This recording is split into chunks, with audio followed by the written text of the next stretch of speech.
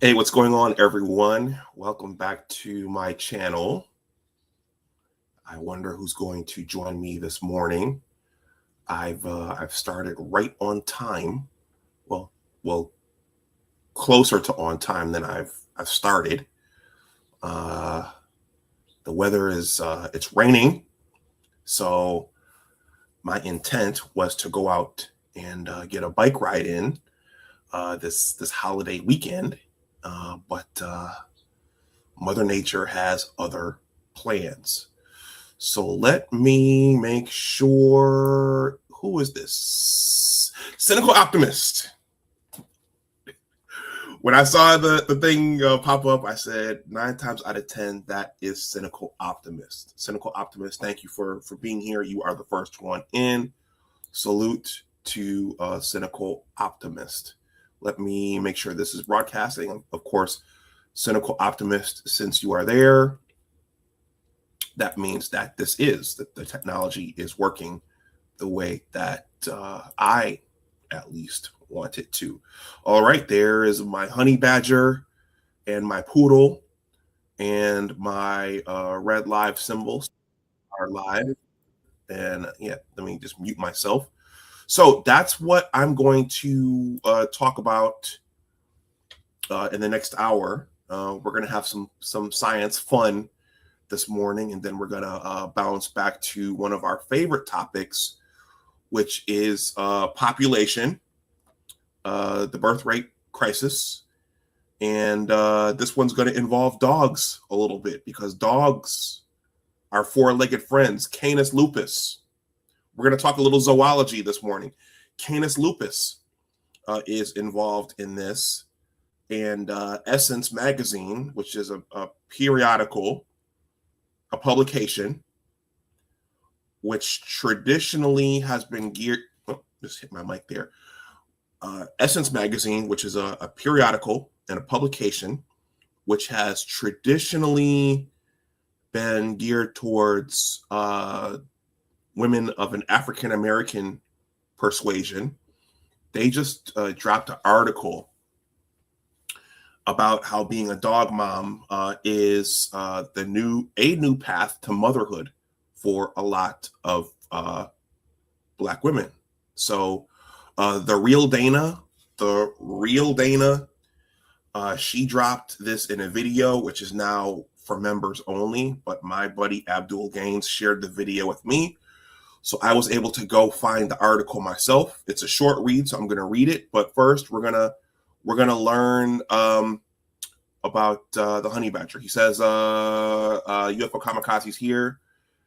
Peace, UFO Kamikaze. Cynical Optimist says, can't stay too long, Doc. I have an end of the year celebration to attend for our youth in our STEM program this morning. Hey, Cynical Optimist, thank you.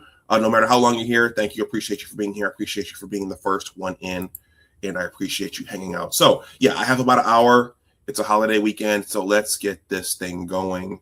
And yeah, I think we're gonna have some fun, and then we're gonna read another sobering story. So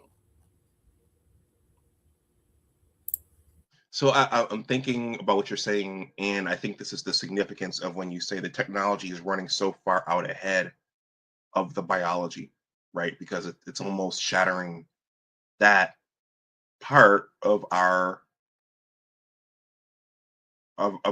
natural programming. So what's going on, what that really talks to is the reason why it's done that way is our systems operate on a seniority-based modality. So the older the particular system we've adopted, the more powerful that neurological pathway and impulse. That's why these studies are critical. Everything in our biology is predicated on these kinds of principles. The reasons why we were able to evolve as a group, because there were certain things that we were able to lean on from the group aggregate existence that allows for us to do things as individuals that are defined as healthy. And when you begin to do wholesale swapping out on a one-for-one of social modality versus technological introduction, then you begin to atrophy a lot of these things and you start having deficiencies in ways you had no idea, or you get unintended emergent behavior, as we're seeing with the behavioral sinks, for example. It's all connected to social roles, in my subjective opinion. Welcome to Big Discussions 76, Science and Technology. Science and technology stories are all around us, and there are always science and technology stories to tell.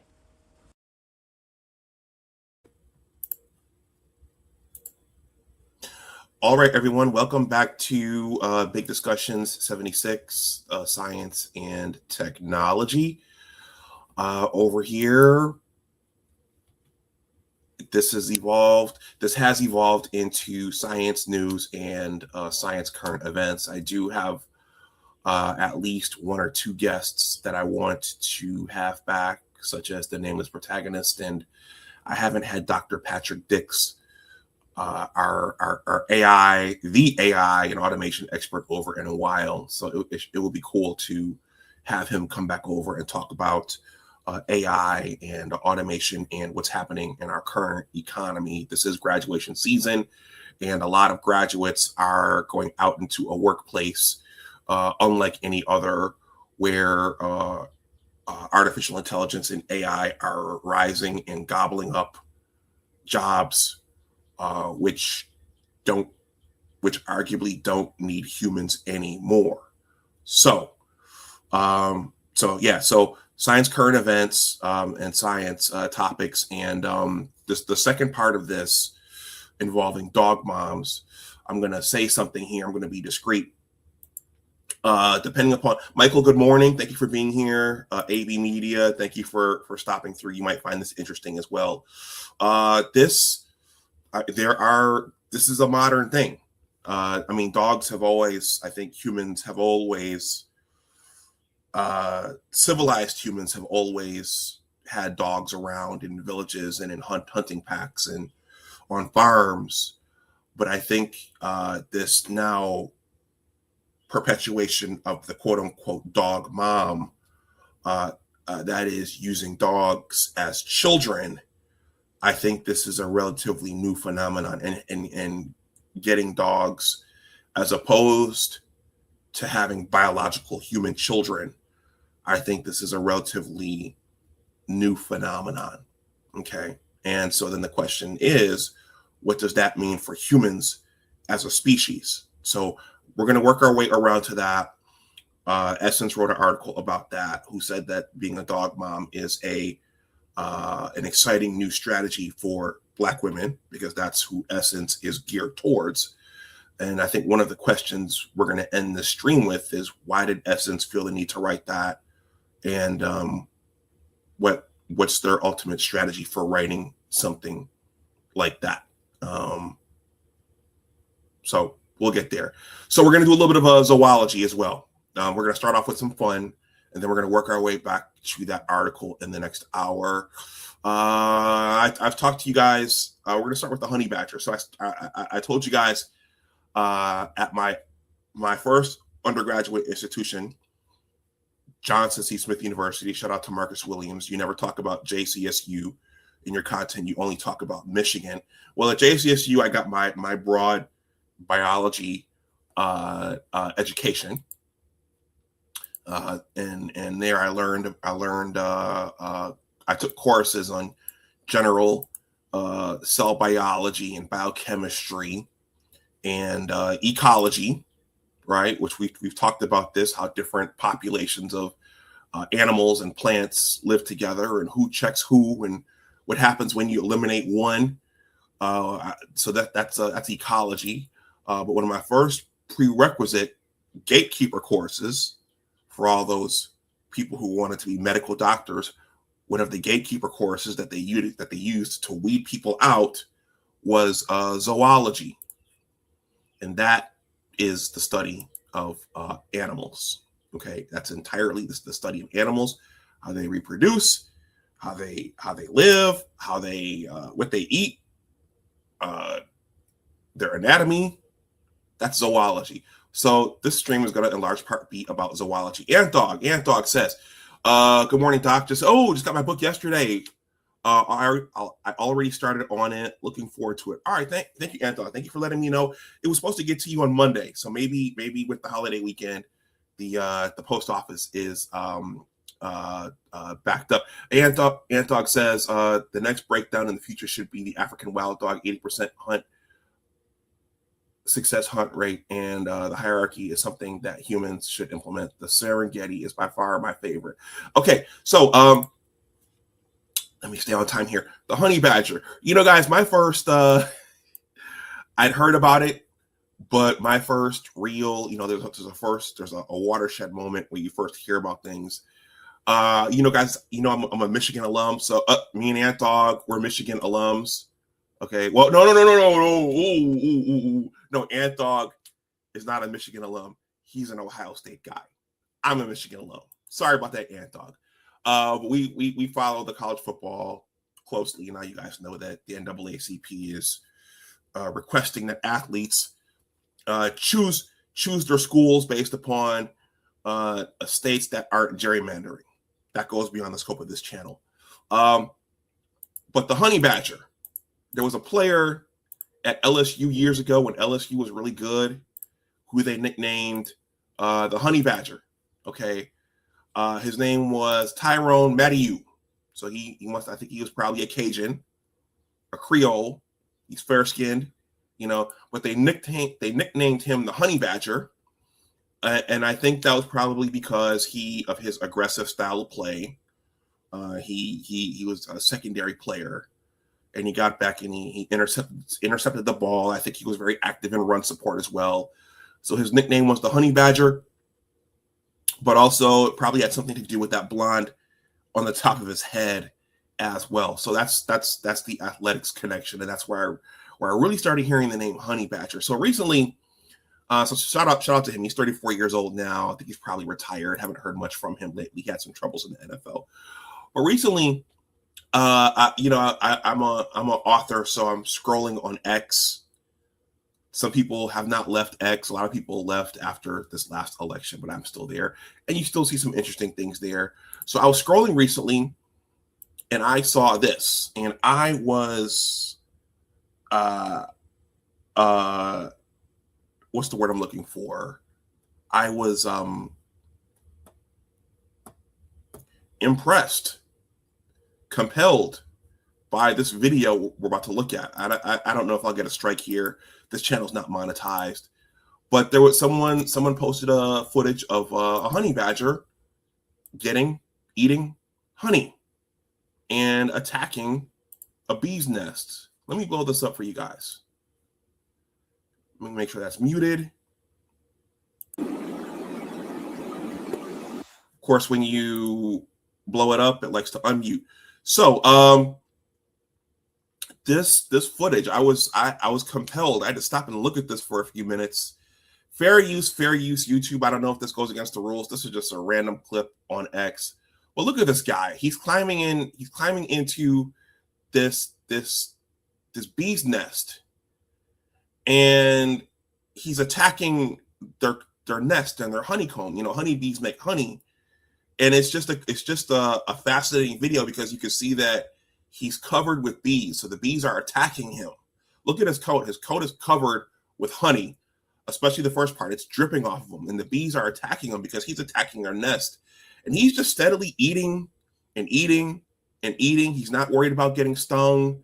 He tears off a piece of the comb right here, like it's a potato chip, and he's just steady eating and eating and eating.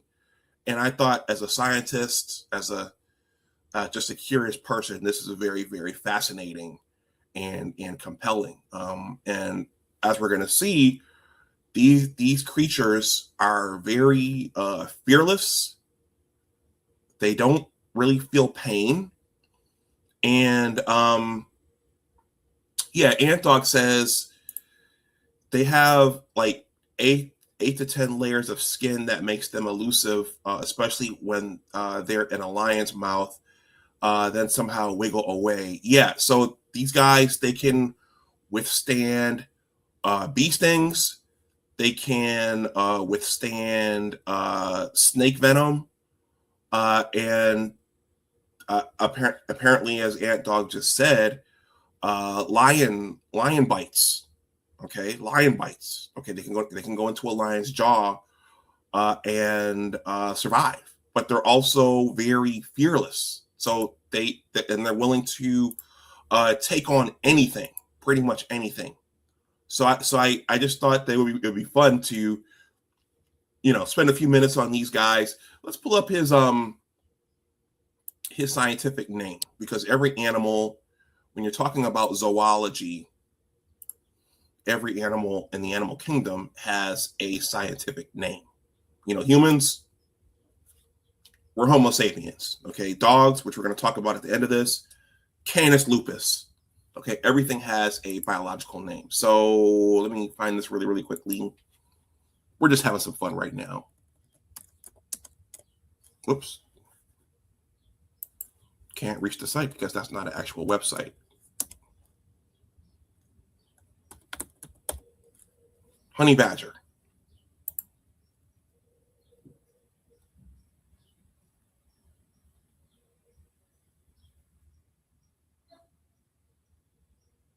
Now, I saw the scientific name last night.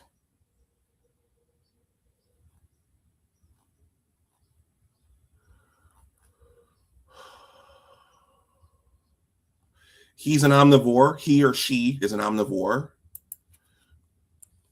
Scientific name.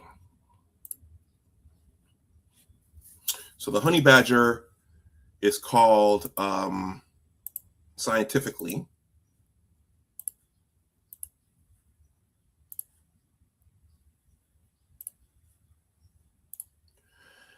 Mellivora capensis. Mellivora capensis. Okay. I'm going to read this really quickly. The honey badger is famous for literally sleeping off highly toxic snake venom. Okay. Because of a genetic mutation, these resilient mammals have nerve receptors that partially resist neurotoxins. If a honey badger is bitten by a venomous snake, such as a cobra, the venom's paralyzing effects will knock the animal unconscious. The badger may appear dead for a few hours, but its body neutralizes the toxin, allowing it to wake up, shake off the effects, and continue eating the snake. Okay, so they do eat snakes. I'm going to show you that in a second. Let's see. And I think we'll stop that there. All right. So this was a very, very fascinating. That was a very, very fascinating clip to me. I hope YouTube doesn't strike it. Let's watch a few more, and then we'll talk about the rise of the dog mom. Okay, let's go back to YouTube. I hope everybody is having a good Saturday. What's the weather like where you guys are right here?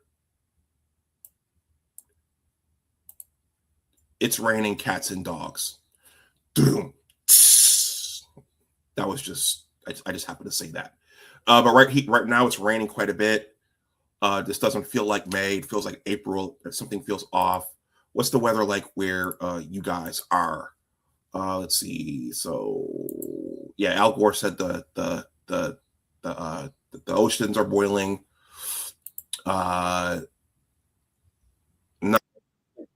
BT units of bombs going off. The oceans are boiling. Acid rain should be coming down, but that's not happening here in the Washington, D.C. area. Let's see. UFO Kamikaze says, American Mongoose, AB Media. He's still here. He says, yep, the honey badger is not an animal you need to mess with. Let's take a look at that right now. This is a funny spoof of the creature, but you could see how fearless this creature is. And then we're going to move on to the dog mom afterward. So let me... Fair use. Fair use. Fair use.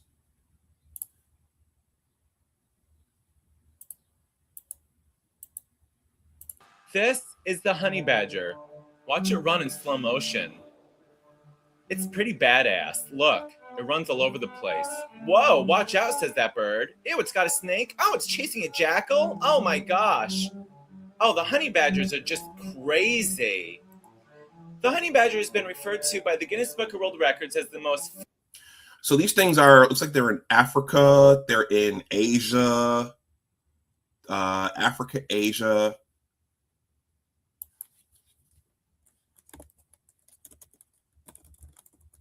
Where do honey badgers live? Once you start asking Google questions, it starts to know what the next one is going to be. Honey badgers live across a vast range of spans, most of sub-Saharan Africa, the Arabian Peninsula, the Middle East, and the Indian subcontinent. So these guys are entirely in the Eastern Hemisphere. Fair use, fair use. Fearless animal in all of the animal kingdom. It really doesn't give a shit. If it's hungry, it's hungry. Ew, what's that in its mouth? Oh, it's got a cobra. Oh, it runs backwards. Now watch this. Look, a snake's up in the tree. Honey badger don't care. Honey badger don't give a shit. It just takes what it wants. Whenever it's hungry, it just ew, and it eats snakes. Oh my God, watch it dig. So it eats snakes. It's an omnivore. It's an omnivore. So it eats animal matter and plant matter just like humans. Anton says, I'm in Houston. It was storming earlier this morning. Now it's sunny and about 78 degrees. Michael says raining in Kentucky for the fourth straight day. Cynical Optimist says cloudy with a high of 68 in Minnesota. You've seen this before. I haven't seen this before until this week. And then Anton says Serengeti baby. That's where they get it in the most. Yeah, these things. Yeah. Whew. Look at that digging. The honey badger is really pretty badass. They have no regard for any other animal whatsoever. Look, and it's just grunting and ew, eating snakes. Ew, what's that, a mouse? Oh, that's nasty. Oh, they're so nasty. Oh, look, it's chasing things and eating them. The honey badgers have a fairly long body, but a distinctly thick set, broad shoulders, and, their skin is loose, allowing them to move about freely, and they twist around. Now look, here's a house full of bees. You think the honey badger cares? It doesn't give a shit. It goes right into the house of bees to get some larvae. How disgusting is that? It eats larvae. Ew, that's so nasty. But look, the honey badger doesn't care. It's getting stung like 1,000 times. It doesn't. So it'll go after the honey itself, but it looks like it will also eat the larva. So, Antog, you're an Ohio State guy. If you've seen the Wisconsin logo, the badger. It's got the black coat and the white back. So that's so I guess maybe there are maybe not honey badgers in Wisconsin, but maybe there are badgers in maybe there are regular badgers in Wisconsin. Either way, this thing is tough. This thing is it's badass. It doesn't give a shit. It's hungry. It doesn't care about being stung by bees. Nothing can stop the honey badger when it's hungry. Oh, what a crazy fuck. Look. Ew, it's eating larvae. That's disgusting. There it is, running in slow motion again. See? Now, what's interesting is that other animals like these birds here, they just like to wait around until the honey badger's done eating, and then it swoops in to pick up the scraps. It says, you do all the work for us, honey badger, and we'll just eat whatever you find. How's that? What do you say, stupid? Look at this bird. Thanks for the treat, stupid. Hey, come back here, says the honey badger. So nature, how did Jeff Goldblum say in Jurassic Park, nature does find a way. So there are animals that scavengers, they're called scavengers, that wait around and whatever's left of a carcass or another creature, they will swoop in and take it. So apparently in this instance, the honey badger, once he gets done and he leaves the scraps, these birds will come in and take it. Now, I do remember one time I did run over a turtle. I felt really bad about that. The turtles have circulatory systems and blood on the inside, just like we do. So the shell cracked open. And when I finished running my errand that day, I came back. I saw some bits and pieces of it there on the road, but I think the birds came in and took care of it. Unless someone came in and moved the shell off the road, I think the birds came in. Something came in and gobbled up what was inside that turtle shell. So nature has a way of cleaning up natural messes. Fair use, fair use. Birds don't care. And you know what? The jackals do it too. Look at these little dogs. They're like, thanks, stupid. Thanks for the mouse. See you later. The honey badger does all the work while these other animals just pick up the scraps. At nighttime, the honey badger goes hunting because it's hungry. Look, here comes a fierce battle between a king cobra and a honey badger. I wonder what'll happen. Look at this. There's the honey badger just eating a mouse. And then look, get away from me, says the snake. Get away from me. Honey badger don't care. Honey badger smacks the shit out of it. And the snake comes back and it lashes right at the honey badger. Oh, little does the honey badger know, FYI, it's been stung. It's been bitten by the snake. So while it's eating the snake, ew, that's disgusting. Meanwhile, the poisonous venom is seeping through the honey badger's body and it passes out. Look at that sleepy fuck. Now the honey badger is just going to pass out for a few minutes and then it's going to get right back up and start eating all over again because it's a hungry little bastard. Look at this. Like nothing happened. The honey badger gets right back up and continues eating the cobra. How disgusting. And of course, what does the honey badger have to eat for the next 3 weeks? Cobra, the honey badger. All right. What time is it? It's 10:12, so we got about 30 some odd more minutes. Yeah, this is very fascinating. If I have one more that's short, I will play it. Hopefully YouTube leaves this up and doesn't disturb it. Hopefully that clip on X wasn't copyrighted.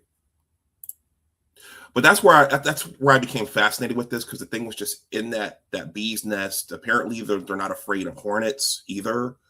They're not afraid of wasps. I've fortunately, knock on wood, I've never been stung by a bee or a wasp or a hornet, and I watched that happen this summer.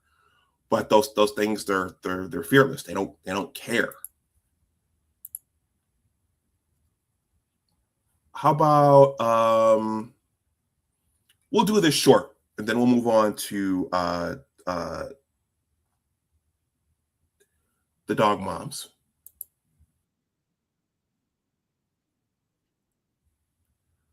Okay.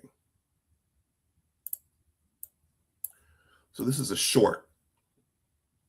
Guys, please smash that like button. We're in a tough economy. If you feel so inclined to donate something, my information is in the ticker. This is we're just having some fun right now. This is review. You guys seem to know about this creature. You guys seem to know more about this creature than I do. But if you feel so inclined, definitely please smash the like button. And then we're gonna move on to the main event. Shout out to Dr. Thunder.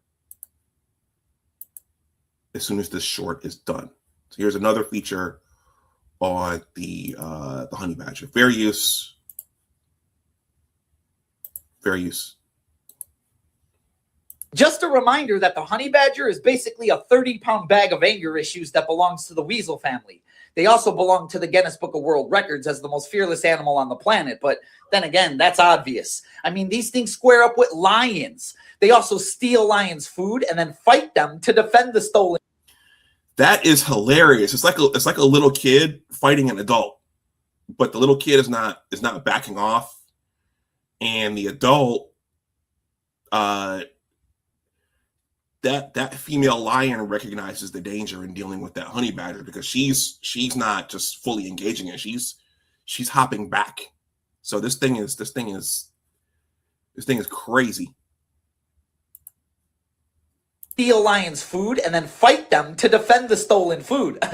That's gangster. But it's not just lions. They'll fight hyenas, African wild dogs, even leopards. But for them, that's light work. They come stocked with 3-inch razor-sharp claws and a bite force that's known to break open tortoises' shells. And when they're not fighting animals 20 times their size, they're fighting venomous snakes. They'll eat cobras. They'll eat black mambas. They'll even eat a wasp nest with the wasps in it. And even if they get bit by one of these highly venomous animals, they're resistant to the venom. So they just sleep it off. And then it's on to round 2. Honey badgers are truly built different. Just a reminder that the honey badger is... All right, guys. So that's that. That's the courage of the honey badger. We did a little zoology.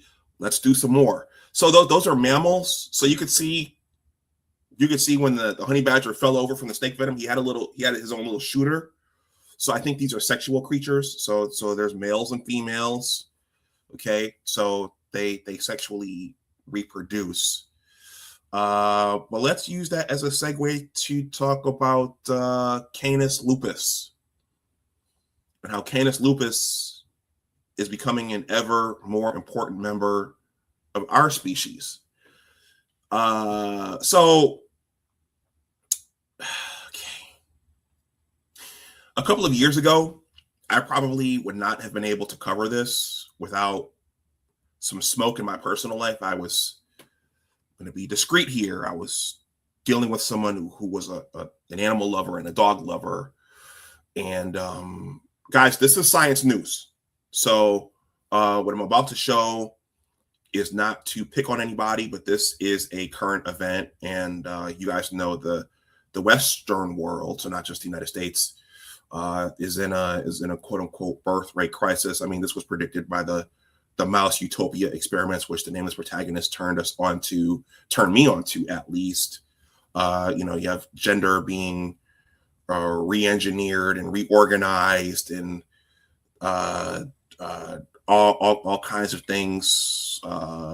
Mating being influenced by culture, social dogmas taught at universities, not just religion anymore. So you have all these kinds of things affecting the natural reproduction of human beings. So I'm going to say this, I'm going to give this disclaimer. If you are a woman over 50, over 50, and you haven't had children, or you've already had your children, and you just happen to have an animal farm with dogs and cats and birds and all kinds of things, what I'm about to read, this doesn't concern you. Okay, this is in large part, these conversations are nuanced. Okay, so this is talking about how younger women are taking on dogs as their children as an alternative route to have children. So again, if you're over 50, if you're 60, 70, and you have dogs and you love dogs, more power to you, but this conversation doesn't necessarily involve you. What happens is that nuance goes out the window, and it's like, well, he's talking about us too. He's talking about all women. Okay. This article is talking about all women. All right. So the real Dana, she's on with Judge. She has Judge Joe Brown on. She covered this. That video is behind a paywall. But I was able to hunt down the article on Essence. So we're going to fly through it. It's very, very quick. It's very, very short. So guys, please bear with me and let me know what you think there in the chat. Let's take a look at this. And this is recent.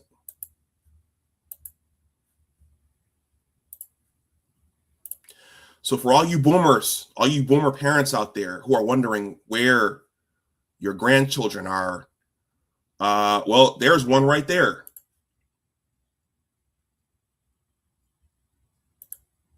Okay. Or you could say your grandchildren are with this person, but she made this your grandchild right here. All right. Or your grandchildren are traveling to Dubai, or they are at brunch. Okay, that's where your grandchildren are. All right. So this is written by Martine Thompson. This is called "How Being a Dog Mom is Offering Black Women an Alternative." An alternative. Shout out to Dr. Umar Johnson. How Being a Dog Mom is Offering Black Women an Alternative to Motherhood. As more Black women embrace pet parenthood, dogs are becoming sources of healing, stability,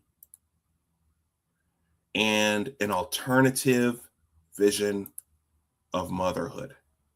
So again, if you're an older woman who's a widow, or you're just an older woman and you have a dog and that's your ride or die now, okay, and you've already had your children, or you chose not to have children, okay, if you're beyond childbearing years, this doesn't concern you. All right. But some will still say you shouldn't be telling women what to do with their bodies and their eggs and their ovaries and their uteruses. Okay. But this was written by Essence, and we're covering it. I'm covering it. Martine Thompson, I did look that person up. That is a woman. I mean, but can we really say what women are today? That is a female. Okay. All right. Short read, guys. The realization I wanted to be a mother, and that motherhood in this world might be one of the worst things I could ever subject myself to, hit me within seconds of each other. I'm going to blow this up for myself. My eyes are still good, but this print is very small. All right. There are so many aspects of raising children that seem beautiful and hellish, all rolled into one.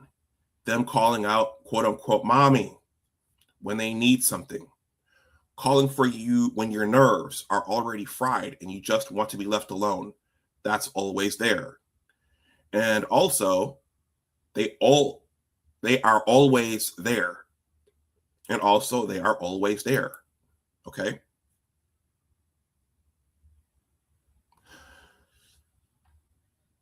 So how many of you, a former friend, I'll call her a friend, said, I like children. I just want to be able to give them back to their parents when they're done.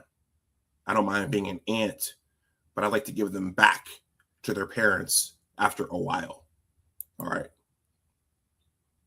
The more I grow and mature, the more I sit with the harder truth, sometimes what I really want and what I actually have the capacity to do are worlds apart.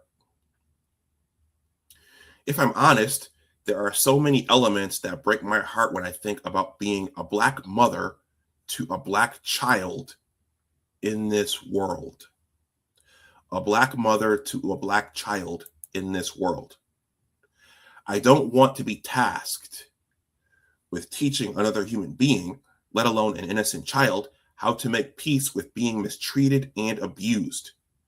I don't want to be tasked with teaching a child how to protect their sanity when I quite literally am still figuring out how to hold on to my own. The more I thought about it, the more I felt like the kindest thing I could do for my hypothetical children, who somehow I already loved so deeply, was to spare them from this experience altogether. And as someone diagnosed with ADHD later in life, I'm still learning how to care for myself and live in alignment with my brain. Many days I feel like I'm my own child. So where does that leave motherhood? Okay. For many Black women, myself included, that desire is finding another outlet in the form of being a pet parent. It's a role that has proven to be deeply meaningful, but with far lower stakes. This isn't entirely new. Cultural figures like Eartha Kitt and Octavia Butler were known for their deep affection for animals, often finding grounding and companionship in them. More recently, Black women have been building visible communities around pet parenthood. The real Dana, she pointed out that Eartha Kitt had children. So that's kind of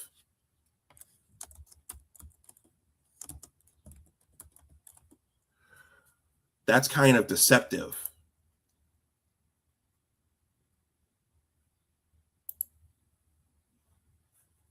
Yeah. So let's take a look.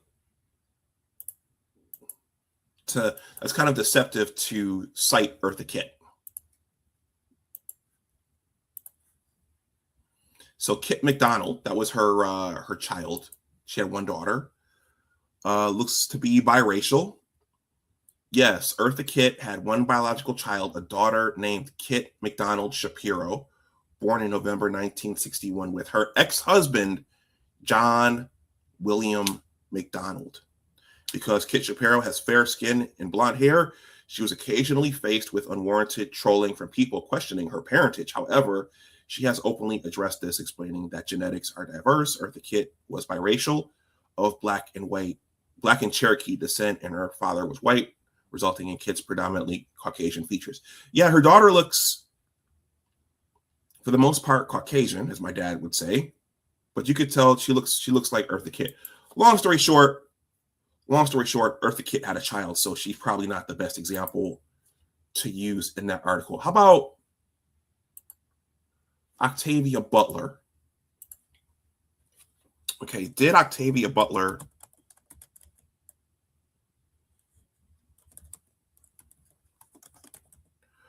and I believe she was the science fiction writer. I should know that since I'm a... Okay, so no, this is a better example. Octavia Butler did not have children. No, I don't know if Octavia Butler was, if she even liked men. I mean, that could be a, that could be a part of this whole thing as well. But long story short, Eartha Kitt did have a child. So let's go back.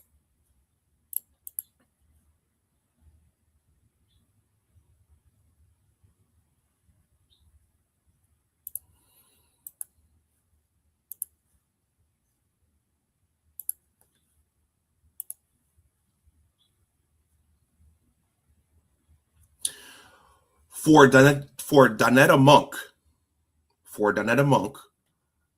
her 7-old sheepoo, Theodore, better known as Teddy, is her spiritual guardian angel. The two are also Sagittariuses who share the same birthday. Okay, so I guess Teddy's a Sagittarius. So you can assign astrological symbols and zodiac signs to your pets as well. I didn't know that. Okay. Lovely enough woman. That was her in the main thumbnail, in the main image. So there's her with Teddy right there. Okay. Certainly, someone certainly has probably asked her out and sought her as a wife. So you wonder why Teddy would be her child, her only child. Okay. Well, let's keep reading. They share the same birthday. There's her cuddled up with Teddy. A pink comforter and a green sweater. She looks like she could be in that pink and green sorority. Let's see if the article says it. 10:29. All right. I'm watching the clock here. Teddy entered Monk's life when she was navigating a disorienting post-grad transition, uncertainty, heartbreak, and a loss of identity after years as a top-performing student and deeply embedded leader on campus. So she had some sort of negative transition after college. Okay. I think as Black women, it's sometimes hard to feel that kind of stability. And he gave me that, says Monk, describing the positive energy and joy she's met with each time she comes home to Teddy. He's not looking at me as this Black woman or an angry Black woman. He's looking at me like this is my mother, and I just see the person who shows love to me, and I show love back to her. That sense of grounding isn't random. Research has shown that interacting with dogs can lower cortisol levels and increase oxytocin, the hormone associated with bonding and emotional regulation. I'm going to go over the health benefits of dogs once this is finished. So I'm not here to dog dog ownership. Let me rephrase that. I'm not here to disparage dog ownership. So I'm going to read the health benefits of dogs after this.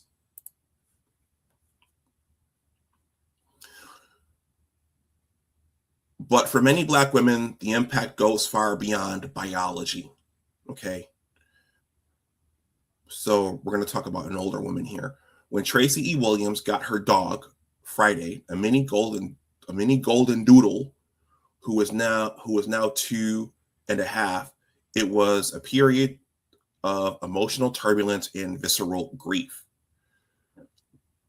Okay, so quite a few people,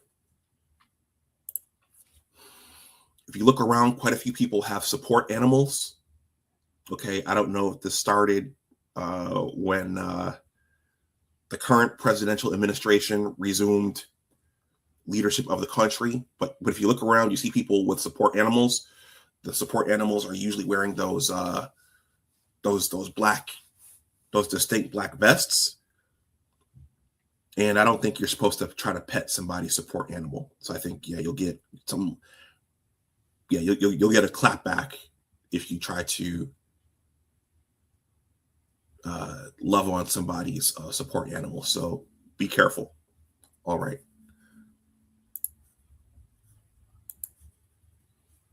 Short read. Plus, I think I'm going to go to the gym and yoga class in a little bit. So short read. This is a short read. All right. Let's see. In 2021, her son was killed. Okay, so she already had a human child. In 2021, her son was killed while crossing the street on his way home from work just 2 days before her birthday. The loss compounded earlier grief from the death of her husband just a few years earlier. So she's a widow. And the pain of watching her daughter mourn her brother and best friend. So she has a son and a daughter. So this woman already has human children. That took a major toll on me. It beat me down pretty badly, Williams recalls. After searching for teacup Yorkies, but being put off by the cost, she found Friday instead a union that now feels like divine alignment. Yeah, so they do cost.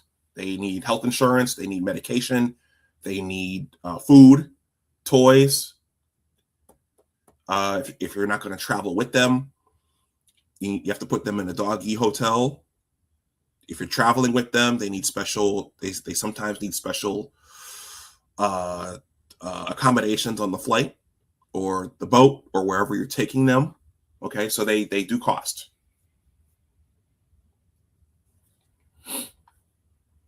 Salute to the Passport OG. I'm going to get to the rest of your comments before I wrap up, everybody. Thank you for your support and your eyeballs.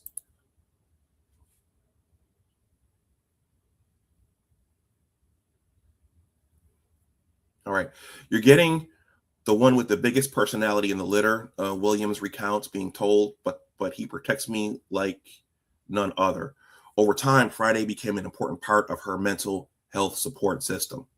Without Friday, as well as my therapy, I wouldn't be here because I was very suicidal and very sad and very withdrawn, she says. He keeps me up. And the day that he loves me, he knows. And the way that he loves me, he knows when I'm hurting and just plops on the floor next to my legs. They are amazing creatures. Yeah, I will say they are smart, and they know your face, they know who you are, and they know what you're feeling when you're feeling it. So I will say that. They get excited when they see you, especially after a long time. Being a dog mom, Williams adds, requires a deep level of commitment. It takes you to a whole different level of what dedication is because you're a real dog mom. They are our children. You have to be present and intentional when you're taking care of your babies. And it's the same with the doggies. You have to be committed financially, mentally, and emotionally. And you have to be sincere with it, she says. I think that's the lady right there, and her poodle. And the AI coincidentally created the image of the dog was a poodle. So those eyes, the AI did a good job of capturing those eyes. Those dogs have specific eyes. He's my best friend, Williams adds, sharing that some of her other favorite moments are the simplest, like laughing with Friday and watching compilation videos of other Black women with their pets. And in public, Friday's presence often shifts the energy around her people, especially when he's doing tricks Williams taught him, like walking on his hind legs. People in the world, people in this world that we're living in just want a reason to smile, and Friday gives them that. She says, he brings sunshine not just to me, but to others too. For Monk, the sense of safety became even more tangible after relocating to Wisconsin for work, where she was the only Black woman at her job in the apartment her employment set her up in. Unbeknownst to her, it was in the white part of a notoriously segregated city. I didn't know about the city's history of racism and that it had one of the largest KKK populations, said Monk, of the traumatizing experience. I started getting racially targeted in my apartment, and Teddy was the only thing there for me. I had the KKK following me. They used to protest on my corner with the white cloaks and everything. It was the most insane experience. I went through such a crazy depression, and I had to go to therapy.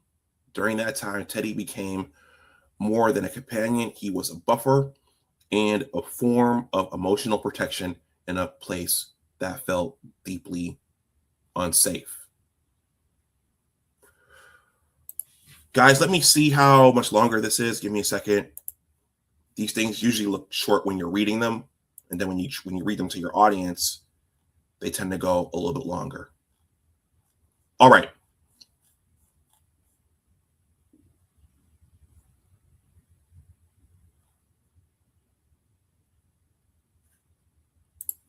Just a little bit longer. I'm at 10:38, and then I'll be done.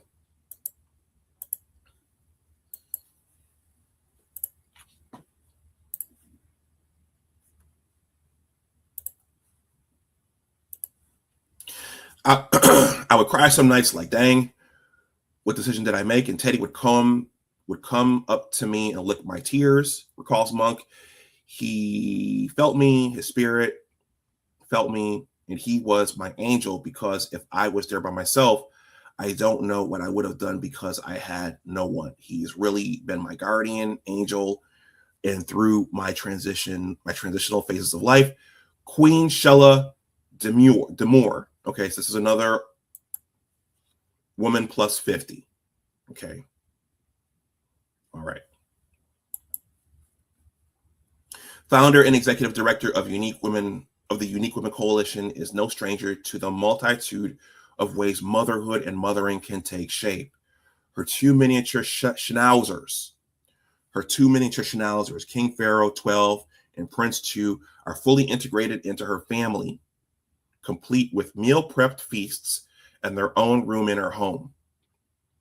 I'm much more in tune with the responsibility that comes with providing, loving, and nourishing, says Demure, whichever. It means something different to me at this stage of life. As Black women, we're constantly having to save any and everything, says Demure, the community, the culture, the world. We're constantly stepping in where systems fall short. So extending that nurturing and protection to animals is not far from who we've always been to the world, she says. Parenting animals is just as valid as anything else. It's a special place you have to be in to care and be responsible for an animal. So those are her two dogs right there. Those are schnauzers. Okay. Still, to put into frame these relationships as simply practice for real motherhood misses the point entirely for women this is the point. This is the point. I think this is the end. Dog motherhood offers a version of care that is reciprocal without being all-consuming. It offers nurturing without total self-sacrifice and without the same financial, emotional, and societal strain that disproportionately impacts Black mothers. It's not about opting out of care. It's about choosing a form that feels sustainable. For me, being a dog mom doesn't resolve the tension between desire and personal bandwidth, but it offers something I haven't always found elsewhere, a way to step into motherhood without feeling like I'm signing away my life before I understand it. And then finally, it's special expanding your family with these living beings who just ... love you. You don't have to be pretty, perfect, or exceptional in any way.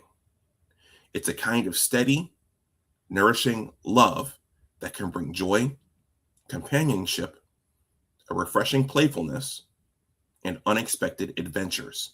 And in this world, as many Black dog moms will tell you, that is no small thing.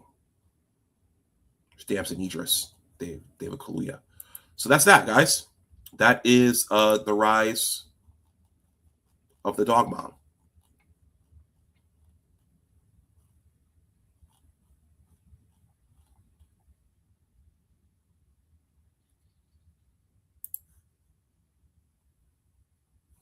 Okay, so I did not do this, though some might take it that way. I did not do this to disparage dog moms or women who own dogs or women who really enjoy that. This is a Science Current event because for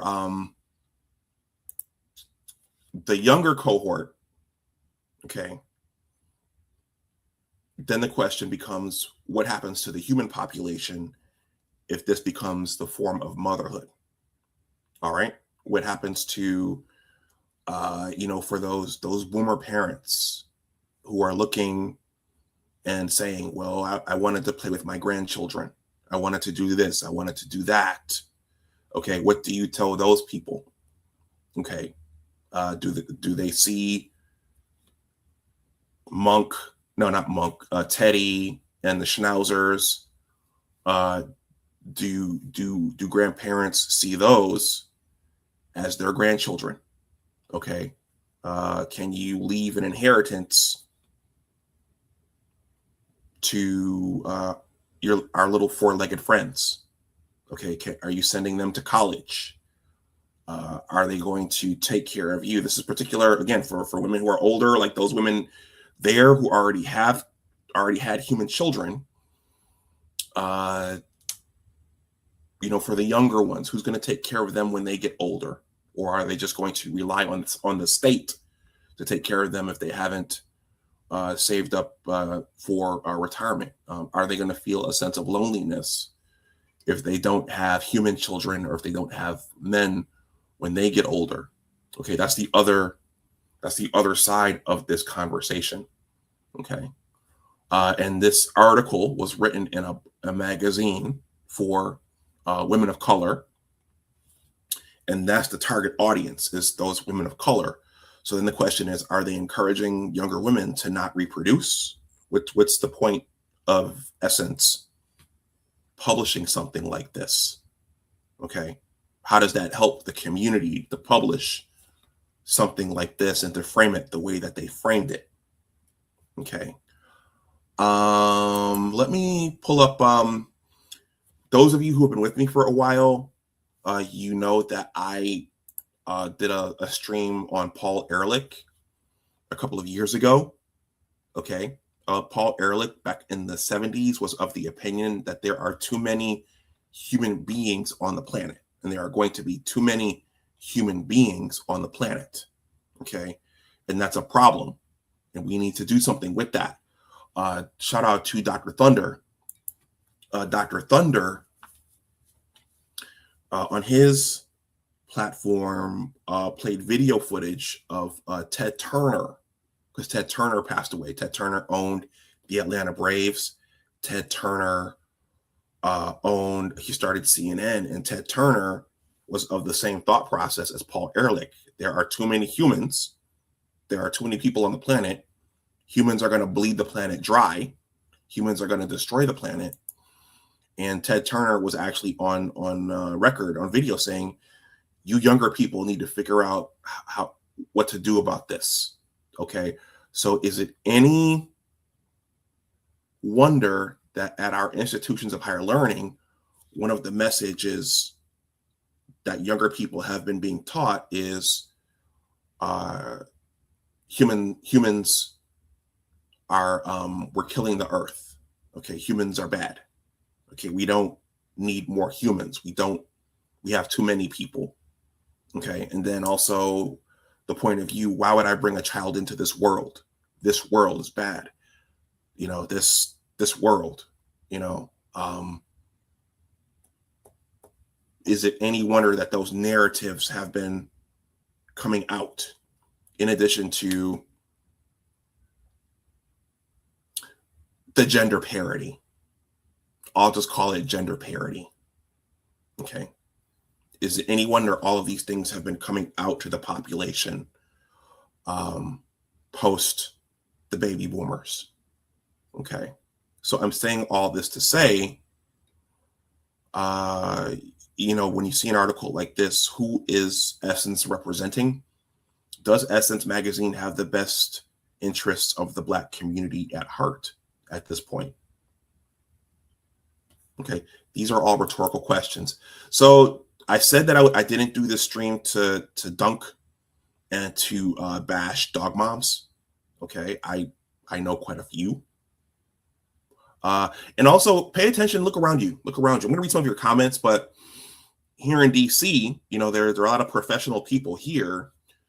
You might, if you have a lot of professional people around, you might meet ladies like the First Lady, who is 27.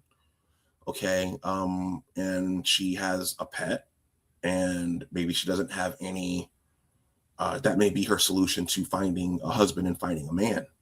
Okay.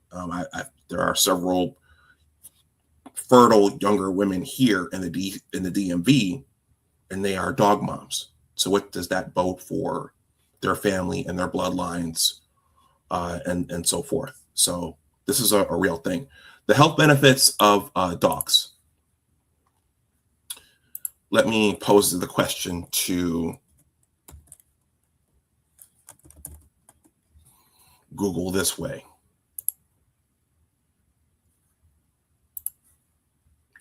Please smash that like button. Consider subscribing to the channel if you are not subscribed. If you feel so inclined, share this out. If you're seeing this in your family or around you, mention this openly at your own. Use your discretion, because people will fight you over gender. People will fight you over this. People will fight you over abortion. People will fight you over these things. So talk about these things. Use your discretion at your own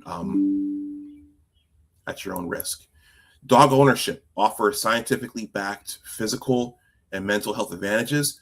The primary benefits include reduced risk of cardiovascular disease, increased daily physical activity, lowered stress hormones, and improved cognitive function as you age. Physical improvements. I'm going to read a few of these. Heart health. Dog owners often have lower blood pressure, resting heart rates, and cholesterol levels. Studies show owners have a 31% lower risk of dying from a heart attack or stroke. Increased fitness. Requiring daily walks helps owners achieve an average of 20 to 30 minutes more physical activity a day than non-owners. Healthy aging. Research indicates that living with a dog can slow cognitive decline and memory loss in older adults. Mental health and social benefits, stress reduction. Petting a dog for just 10 minutes lowers cortisol, the stress hormone, and stimulates happy hormones like oxytocin and dopamine. Shout out to a woman named Princella, oxytocin. Social connection. Dogs act as social catalysts. Daily walks increase interactions with others, significantly lowering feelings of loneliness and social isolation. And finally, crisis management. Interacting with therapy or companion dogs has been clinically shown to decrease symptoms of PTSD and help manage depression. Okay. So, in closing, I'm a little bit over an hour, and I have to get some exercise myself. I did not do this stream. I did not decide to cover this topic to bash dog moms or to bash dog ownership. Dogs are actually a lot of fun if you want to get one. The question is, for an article like that, and in the current time that we're living in, is it wise and prudent to encourage women of reproductive age to strictly choose dog ownership over having their own human families? Okay, I think that's the question here, and which is why I said for women who are older and who already have children, human children. I have to distinguish between that here. For women who already have human children, who are already older, postmenopausal, this conversation doesn't necessarily concern you. All right. So I'm going to read some comments here. Thank you guys for the comments and the participation. This goes back to the honey badger. They attack hyenas, lions, wild dogs. They're basically the hustlers of the Serengeti. They just get to it. Tony, thank you for being here. Tony says the honey badger is the YN of the animal kingdom. Okay. Ant Dog says, man, here in Texas, I've seen vultures the size of my 3-year-old. I've seen them pick a hole in the stomach of a deceased cat. It was gruesome. Yep. Nature finds a way. UFO Kamikaze says wolverines are badass too. Tony says, yeah, the hyenas are scavengers. Michael says, man, a wasp is no joke. Murder hornets are terrifying. Did you see the guy that let the murder hornet sting him? So this is moving on to the dog mom topic. Michael says, my little cousin took New Year's pictures with her dog, but she's wearing a formal gown and the dog has a tuxedo on. Yeah, you see that. You see the dogs, they get bow ties, they get fitted for everything. So once they become a part of families, they get dressed up and adorned as well. Let me read the comment again. My little cousin, 30, was 30, took New Year's pictures with her dog, but she's wearing a formal gown and the dog has a tuxedo on. The dog is looking at her like, why? Ant Dog says, it's an alternative, all right, but it's nothing like a little human that shares your characteristics plus DNA and looks. Let me start over. It's an alternative, all right, but it's nothing like a little human that shares your characteristics plus DNA and looks hit different than the 4-legged friends. I used to love my old dog the same way. UFO Kamikaze jokes and says menopause. Michael says she sounds selfish. That solipsism is showing. UFO Kamikaze says they become dog moms in relationships with men who don't want to reproduce with. Somebody had to say it. Okay. So, okay. That's another viewpoint. Cynical Optimist says, I find folks who have these parasocial relationships, I think you meant relationships with animals / pets, highly disturbing. UFO Kamikaze says, LOL. Cynical Optimist says, I often find folks who have these parasocial relationships with animals / pets highly disturbing. D. Scott says, yo. He says, I'm a plant dad. Okay. Plants are living things as well. And he says, UFO, salute. He says, I do have 3 kids over 18, though, LOL. So this D. Scott has human children. I have to make that distinction. He has human children. And UFO Kamikaze says, salute to D. Scott. So everybody, that was the... Oh, I don't load it up. I wanted to show it. The beautiful AI picture to wrap this up and tie it in a nice little bun.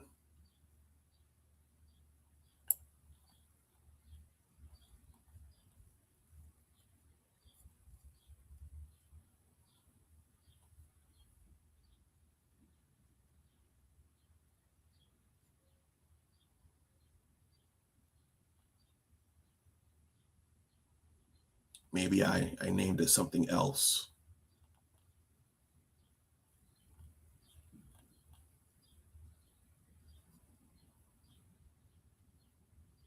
Yeah, there it is. So everybody, this was my discussion on the courage of the honey badger and the rise of the dog mom. Though, based upon this article, maybe I should have called it the rise of the black dog mom. But this is,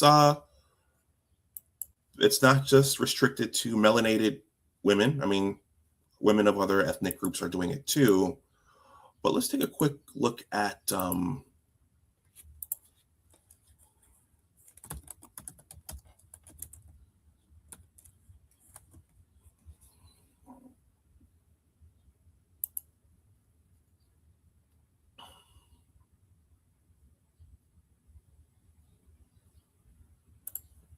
yeah. So, okay. I don't have the comparison across the ethnic groups right now, but many of your boomer parents, aunts, and uncles don't know this because MS Now, the Democratic Party, they're not talking about it. Those are the outlets that they watch. This is a quick Google question, but the response is going to be, well, birth rates are falling everywhere, but we're Black people, so usually we care about things that affect Black people. So I asked Google, is the Black birth rate declining? It says yes. In the United States, the birth rate and fertility rate for Black women have been experiencing a long-term decline and remain below population replacement level of 2.1 children per woman. The federal data from the Centers of Disease Control and Prevention highlights the following trends. Federal data from the Centers of Disease Control and Prevention. Okay, I just read that. Steeper declines. So relative to other groups. The drop in fertility has been particularly... Can you guys still hear me? My computer just did something. Okay, that was my external hard drive. All right. The drop in fertility has been particularly pronounced among Black women. Recent CDC data showed that birth rates among Black mothers declined by 4%, representing the steepest decrease among major social and ethnic groups. All right. So boomers in my family, they looked at me when you say this, they're like, what? Really? Are you sure? I didn't know that was going on. So they don't know. Because Joyanne Reed, Sunny Hostin, Kamala, Simone Sanders, they're not covering this. Okay. Historical drop. The total fertility rate for Black women dropped to 1.58% children per woman. So they're having half children. This reflects a long-term shift from an all-time high of 2.48 in 1990. So that's a 0.9% drop. That's a drop of one child. Contributing factors, researchers point to several factors driving this shift, including delayed marriages, expanded higher education, career opportunities, high cost of living, and family planning choices. All right, maybe we'll return to focus just on this in the future, but for those critics who would say, why do you care about this anyway? This is a science current event, and I am Black, though some would argue with that based upon the way that I talk and comport myself. This is a relevant thing for our families. So there you go. UFO Kamikaze says, definitely not restricted to Black women. I have quite a few Becky Facebook friends that are dog moms. Yeah, okay. Let me just do a quick check here.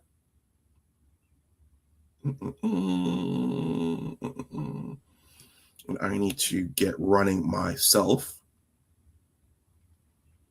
Thank you guys for watching and hanging out in the chat. I appreciate that support.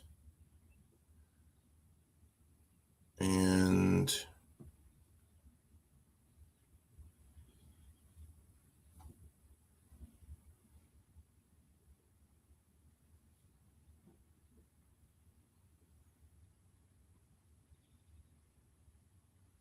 just checking something here.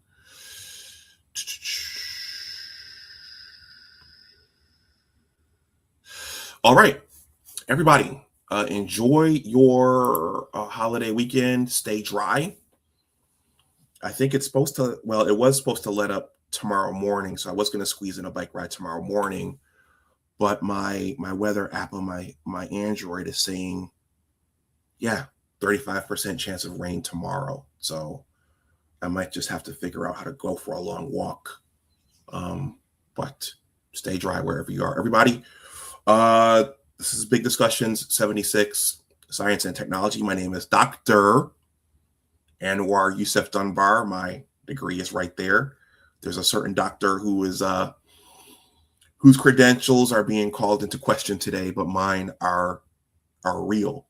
And you can look me up on my research papers. You can find those online, and there's a database where your doctoral dissertation is stored and archived. I haven't looked mine up, but apparently that's there. Ant Dog mentioned it when I started the stream. I did write, this is my first book, The Engineers of Western New York Basketball Story, Part 1, Innocent Basketball Dreams. It's a basketball story, but it's also a story about manhood and learning how to make it in the world, even if there aren't any men around in your personal circle or they are far away. And that matters, not just in basketball, but in life in general, and modeling men and becoming a man yourself. That matters, regardless of what anyone says. And there are people who will argue that with you. For my YouTube subs, I'm selling signed hardcovers at a discount for $27. You can use one of those methods in the ticker, and the paperback, I'm selling these for you all for $22. Just make sure you leave your mailing address the way that Money Motion did, and the way that Ant Dog did. If you don't want to use one of those methods in the ticker, you can go to my online store.